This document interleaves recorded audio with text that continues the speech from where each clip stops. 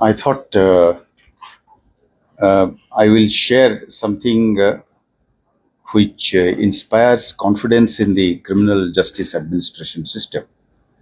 कुछ दिन पहले हमारे जो चीफ लॉ ऑफिसर हैं जेडीपी साहब, रियाज साहब, इन्होंने कुछ ऐसे डाटा और स्टैटिस्टिक्स लाए पुलिस हेडक्वार्टर्स में। जब हम बात कर रहे थे तो खासकर हम नारकोटिक्स के फाइट के सिलसिले में रिव्यू कर रहे थे, तो उस सिलसिले में कुछ इंफॉर्मेशन इन्होंने लाए जो एनकरेजिंग है और एक कॉन्फिडेंस पैदा करता है।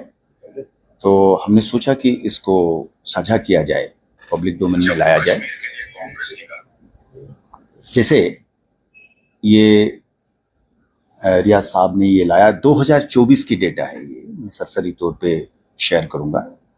इसमें पूरे साल में अभी तक नहीं, जुलाई तक 15 जुलाई तक, जनवरी से लेकर जुलाई तक 7 महीने में 150 कन्विक्शंस हैं।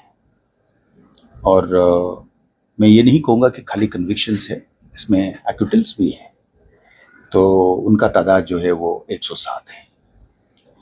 और 12 केसेस ऐसे हैं जो डिस्चार्ज हो गए, यानी कि चार्ज फ्रेम नहीं हुए। तो एक तरफ से अगर आप ये पूछेंगे कि साहब एक्विटल भी तो हो रहा है, सही है कि एक्विटल हुआ है, और एक्विटल 107 अगर 7 महीने में हुए हैं तो 150 कन्विक्शंस भी हैं। तो so the माने to put it in English is this, that the criminal justice administration system, when it comes to fight against narcotics as an example, is coming back to life. It is not as if the system is completely defunct. It is not. So when I myself came across the data provided by my chief law officer, I thought it is important to share it in the public domain. So this was in a nutshell actually the reason as to why we have met, हम क्यों यहाँ पे मिल रहे हैं। और इसके साथ साथ मैं ये भी कहूँगा, मेरे ख्याल में मेरे चीफ लॉ ऑफिसर साहब इस पे ज़्यादा रोशनी डालेंगे, कि जहाँ पे एक्विटल्स हुए हैं, अगर आप ये सवाल कर रहे हैं कि एक्विटल्स हो रहे हैं, तो आप जैसे पूछ रहे थे कहीं किसी और मोड़ पे कि एक्विटल्स के लिए आप क्या कर रहे हैं, तो आप अगर चूँकि आप मॉनिटर करते हैं रियाज साहब, इसमें आप ये बता सकते हैं कि आपने कितने सैंक्शंस वगैरह लिए, अपील के जो सिस्टम है वो भी थोड़ी बहुत एक्सप्लेन कर सकते हैं आप। 60 cases, and out of 60 cases, 45 cases sanction has been accorded by government, and appeals have been filed in higher. The rest of the cases, they are still lying with the government, and we have discussed those cases with the government several times, and within 15 or 20 days they are going to accord sanction in those cases also. कहने का मतलब है कि जहाँ पे appeal हो, माने जहाँ पे डिस्चार्ज वो एक्विटल हो जाता है, वहाँ पे भी हम बड़ा अग्रेसिवली इसको वो कर रहे हैं, फॉलो कर रहे हैं, और परमिशंस मिल भी रहे हैं कि उसको हायर कोर्ट फोरम पे जाके चैलेंज करने के लिए। तो साथ साथ में हमने इन्वेस्टिगेशंस में जो माने इन्वेस्टिगेशन एक लंबा काम है, इसमें आप स्टेटमेंट रिकॉर्ड करते हैं, विटनेस इकट्ठा करते हैं, आप सामान को ठीक तरीके से सीजर करते हैं, उसको एफएसएल में भेजते हैं, फिर इसकी रिपोर्ट लेते हैं, फिर इसको कोर्ट में पेश करते हैं, फिर एक्सपर्ट्स को भी कोर्ट में बुलाते हैं, फिर उसका स्टेटमेंट होता है, वो क्रॉस एग्जामिनेशन को होता है, उसको सस्टेन करते हैं। तो ये एक बड़ा लंबा और एक टीडियस और कम्बरसम प्रोसेस होता है, और इसकी जो इसकी जो अप्रिसिएशन इस हार्ड वर्क का कई बार जो है वो कम होता है। हमने पिछले दिनों में ऐसे चीज़ों को रिवार्ड के तौर पे या रिकॉग्निशन के तौर पे मैंने इसको करने के जो पॉलिसी है और जो वो है नज़रिया है उसमें तब्दला लाए हैं। तो मैं स्टाफ ऑफिसर साहब से रिक्वेस्ट करूंगा कि किस किस्म के रिवार्ड्स हम इन्वेस्टिगेशन में और प्रोसिक्यूशन में दे रहे हैं या पॉलिसी के चेंज के हिसाब से। रिकमेंडेशन सर्टिफिकेट देते हैं और ऐसा नहीं है कि किसी एक इंडिविजुअल को मिलता है।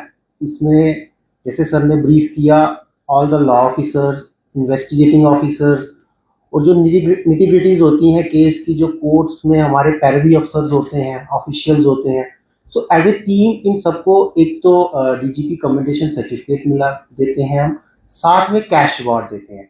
कैश रिवॉर्ड हर बंदे को, हर इंडिविजुअल को दिया जाता है और अभी लेटेस्ट हमने जो एक 11 केसेस को हमने डिस्पोज किया और उसमें cash reward varies from 75,000 to 1.5 lakh also. So ये अभी कंटिन्यू चल रहा है हमारा प्रोसेस। जैसे इसमें एक एग्जांपल के तौर पे अगर हम देखें, मतलब मैं आपको इंडिविजुअल स्टोरीज नारकोटिक्स के सिलसिले में जैसे मैं बताऊंगा अभी, तो एक कुपवाड़ा की एक केस है जहां पे 20 साल की सजा हुई है दो मुलजिम को, सैयद इशफाक शाह और खुर्शीद अहमद गुजर। तो ये केस जो है 15 पैकेट हेरोइन का सीजर हुआ था और इनमें 2 लोग पकड़े गए थे और इसमें 20 साल की सजा। और इसमें जो लोग इसमें टीम जो इन्वेस्टिगेशन हुई थी, इसमें इंस्पेक्टर्स हैं, प्रोसिक्यूटर्स हैं, हेड कांस्टेबल रैंक के लोग हैं। तो इस वाली केस में अगर हम निकालें जो है ये वाली केस में अगर 5,000 और कमेंडेशन सर्टिफिकेट नहीं, इनके जो बंदे हैं जी सर, जिनको 20 years, life imprisonment, 20 years. से we would provide the details of such stories, जहाँ पे मतलब हम यहाँ तक कि सिलेक्शन ग्रेड कांस्टेबल जो है जिसने एक सर्च में पार्टिसिपेट किया है, कुछ चीज़ों में हमने देखा कि 10 साल पुरानी केस है, आज उनको सजा मिल रही है। तो हम 10 साल पुराने वाले जो इन्वेस्टिगेटिंग ऑफिसर वो रिटायर कर गया है, घर पे बैठा है, फिर भी हम उसका नाम निकाल के उसको कमेंडेशन सर्टिफिकेट दे रहे हैं और उसको कैश रिवॉर्ड्स उसके घर में भेज रहे हैं कि आप तब मेहनत करे थे, आज वो रंग ला रहा है और सस्टेन्ड तरीके से वो कोर्ट में जा रहा है, पेश हो रहा है और उसकी वफादारी Ajay I mean he can choose to be. क्योंकि मैं कहीं मेरे दोस्तों से, मीडिया की दोस्त और जो मैं डिपार्टमेंट में जो पुलिस अफसर्स कलीग्स होते हैं उनके साथ कई बार शेयर करता हूं कि एक बहुत बड़ा हमारा वीकनेस ये है कि विटनेस बेस्ड सिस्टम है हमारा क्रिमिनल जस्टिस सिस्टम। अगर विटनेस सच नहीं बोलता है उसको या मुकर जाता है तो उसको सच नहीं बोलने के लिए जो डिसइंसेंटिव है, जो उसको सजा होनी चाहिए, जो जस्टिस को वो सबभट करता है, डिले करता है या भंडूर करता है, उसके लिए जो उसकी लायबिलिटी ठहराना है उसमें अभी भी हमें लगता है कि कमी है। ये एक कल्चर है क्रिमिनल जस्टिस सिस्टम की, हमारी एक बहुत बड़ा वीकनेस है इंडियन क्रिमिनल जस्टिस सिस्टम। तो उसमें उसको मद्देनजर जो पुलिस ऑफिसर रिटायर हो जाता है उसका तो कोई कंट्रोल हमारे पास तो होता नहीं है इमीडिएट तौर पे, फिर भी वो आता है और गवाह देता है और रेगुलरली आता है, अपना काम धंधा छोड़ के अपना दिन खराब करके आता है, पूरे दिन कोर्ट में रहता है और करता है। तो many of this cases details of which we will provide you, हम आपको डिटेल्स दे देंगे, इंडिविजुअल स्टोरीज भी दे देंगे और स्टैटिस्टिक्स भी दे देंगे। तो इससे हमारी मैंने आज की छोटी सी जो ये मीडिया इंटरेक्शन था उसका मकसद ये था कि क्रिमिनल जस्टिस सिस्टम में अभी भी जान है। इन्वेस्टिगेटिंग ऑफिसर्स डिफरेंट रैंक्स के, छोटे से लेकर बड़े तक, उस पर काम कर रहे हैं, एफएसएल से रिपोर्ट आ रहे हैं, एडजुडिकेशन हो रहा है, जज साहिबान सजा भी दे रहे हैं और जहाँ सजा कम है या छूट रहा है वहाँ पे अपील भी है और उसको लॉजिकल कंक्लूजन तक पहुँचाने का प्रयास भी है। काम बहुत और करना है, बाकी है, ये भी है। और ये भी सच है कि पिछले एक साल में नारकोटिक्स को लेकर जो प्रॉपर्टी सीजर है तो उसमें एक definite increase by almost about 40 to 45% हुई है। खाली नंबर ऑफ प्रॉपर्टीज के हिसाब से नहीं,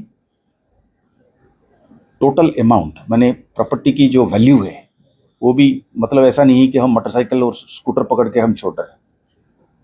वो जो हमारी एक पॉलिसी में एक अहम अंग था कि आप अगर नारकोटिक्स में डीलिंग करके पैसा बना रहे हैं, प्रॉपर्टी बना रहे हैं, तो वो आप हजम नहीं कर पाएंगे। उसको मद्देनजर रख के अगर आप हमारी परफॉर्मेंस को मेजर करते हैं, पुलिस ऑफिसर्स की एफर्ट्स को मेजर करते हैं, तो आप देखेंगे कि there is a significant increase in the last about 1 year or 1.5 years, in which property seized under NDPS has increased almost about 45 to 50%.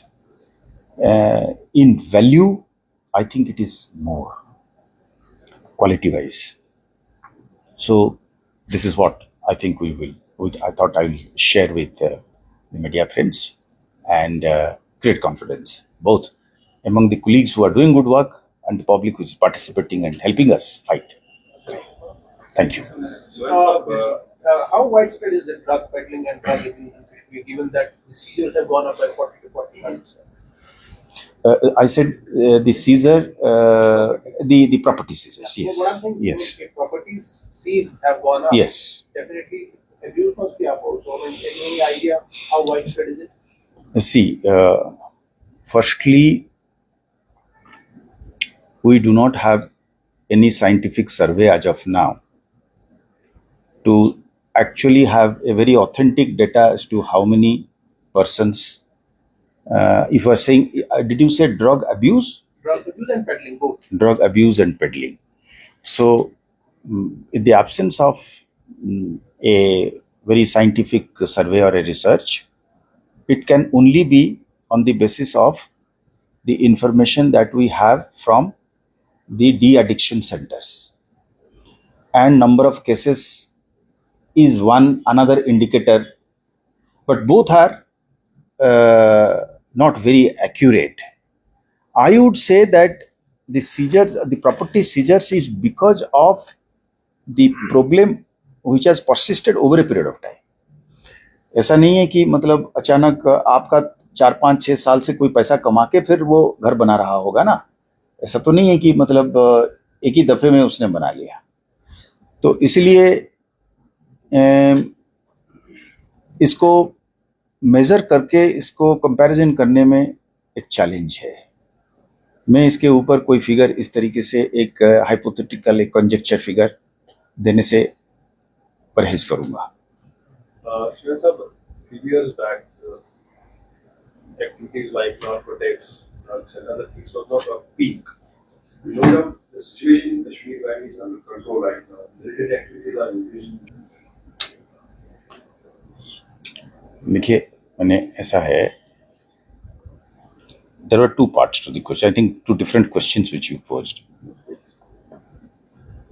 एक क्वेश्चन हमारा ये है कि नारकोटिक्स और टेररिज्म की कनेक्शन, ये पूछा आपने। ये एक पुराना सवाल है और बड़ा रेलेवेंट सवाल है। मैं कई जगह पे ये कह चुका हूँ कि पहले नारकोटिक्स और टेररिज्म के बीच की संपर्क जो है, कनेक्शंस, वो इतने क्लियर नहीं थे। 2 साल पहले हो सकता है कि इसकी कनेक्शंस इन्वेस्टिगेशन के जरिए सामने नहीं आया था। इंटेलिजेंस इनपुट्स हमेशा रही है, पर आज के दिन में dozens of cases investigated by NIA, by SIA, by NCB and by district police, executive police at different police stations, also by the special wing of ANTF. ये सारे केसेस अगर मैं आपको कई सारे केसेस ऐसे मैं आपको एग्जांपल्स दे सकता हूं जहां पे सोर्स जो है वो आइडेंटिफाइड हो चुका है by way of a name, a person with A telephone number और उसकी फिजिकल लोकेशन पाकिस्तान में, उन लोगों का पुराना हिस्ट्री कि they are connected with one or the other terror outfit, इसकी क्लियर कट एविडेंस आ चुका है कि सोर्स जो भेजने वाले लोग हैं, देखिए ऐसा है, heroin does not, I mean, poppy is converted into heroin by way of a very complicated process. J&K में ये तो होता नहीं। J&K में हमारी ट्रेडिशनली जो है वो चरस रहा है, तो वो हम तो अगर आप हार्ड ड्रग्स हेरोइन की बात कर रहे हैं, इट इज ऑल माने A to Z जो है it is coming from across. यहाँ पे कोई उसकी प्रोसेसिंग फैक्ट्री नहीं है, और वो जो रिक्वायर्ड केमिकल्स और उसकी प्रोसेसिंग की जो है ओरिजिनल पॉपी को जिस तरीके से ग्रो किया जाता है वो भी हमारे यहाँ नहीं है। ये सारे के सारा आता है वहाँ से। और जैसे मैंने कहा कि बैकवर्ड इन्वेस्टिगेशन मैंने लिंकेजेस में it has been clearly found out. जैसे मान लीजिए कि हमने कुपवाड़ा में, करना में या फिर उड़ी की आगे में, जहाँ पे हम लास्ट वाले बंदे को पकड़े हैं कि साहब तुम्हारे यहाँ से मिला, तो उसकी इंसाफ और उसकी टेलीफोन डिटेल्स और उसकी बाकी जो कम्युनिकेशन चैनल्स में से क्लियरली ये आता है कि साहब वो पार से उसको सोर्स करा है। This is one evidence, set of evidence about the connection between terror and narcotics. The other is, ये सामान आने के बाद उसको ट्रांसपोर्ट किया जाता है, कुछ यहीं पे सेल हो जाता है, फिर आगे जाता है, रेस्ट ऑफ द कंट्री में जाके सेल होता है, फिर रिवर्स गियर में पैसा इकट्ठा होके आता है। There are dozens of cases जहाँ पे ये पैसा रिवर्स गियर में जब आया है उसको इंटरसेप्ट किया गया है।